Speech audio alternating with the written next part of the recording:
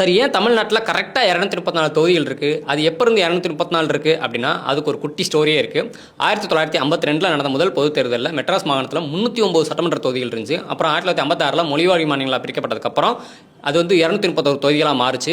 அதுக்கப்புறம் 1961 மக்கள் தொகை கணக்கெடுக்க அப்புறம் 206 சட்டமன்ற தொகுதிகளாக மாறுது. அப்படி மக்கள் தொகை கணக்கெடுக்க அப்புறம் வந்து என்ன பண்ணுறாங்கன்னா, டீலிமிட்டேஷன் கமிஷன் சொல்லி வைக்கிறாங்க. அது தொகுதி மறுவரை ஆணையம் சொல்லி ஒன்று வைக்கிறாங்க. அவங்க வந்து ஒவ்வொரு மாநிலத்திலையும் சட்டமன்ற தொகுதியில் நாடாளுமன்ற தொகுதியில் ஃபிக்ஸ் பண்ணுறது அவங்களோட வேலை. அப்படி அவங்க பண்ணும்போது அப்போ தமிழ்நாட்டுக்கு லோக்சபா சீட்டுன்னு பார்த்தீங்கன்னா 41லேருந்து 39 அவங்க குறைக்கிறாங்க. ஆனால் அப்போ உள்ள ரூல்ஸ் படி ஒரு மாநிலத்துக்கு 5 சட்டமன்ற தொகுதி சேர்ந்தது தான் ஒரு நாடாளுமன்ற தொகுதி. அப்போ ஏற்கனவே 41லேருந்து 39 குறைச்சிட்டாங்க. அப்போ 39 × 5 பார்த்தீங்கன்னா 195 சீட்டு ஒரு தமிழ்நாட்டுக்கு. ஆனால் ஏற்கனவே அப்போ 206 சட்டமன்ற தொகுதி இருந்துச்சு. அப்போ அப்படி மாற்றினாங்கன்னா 11 சீட்டு வந்து கம்மியாகும். அப்போ இப்படி பண்ணும்போது மாநிலத்தில் வந்து ஒரு நிர்வாக சிக்கலை குறைக்கும், மக்கள் பிரதிநிதித்துவத்தை கம்மி பண்ணும்.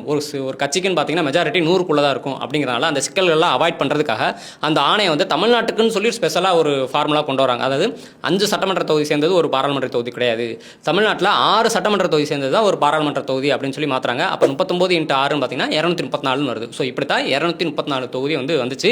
இது வந்து 1967 எலெக்ஷன்லேருந்து இப்போ வரைக்கும் நடைமுறையில் இருக்குது. இந்த 234 தொகுதிகளில் 44 எஸ்சி தனி தொகுதியும் 2 எஸ்டி தனி தொகுதியும் சேர்த்து மொத்தம் 46 தனி தொகுதிகள் இருக்குது.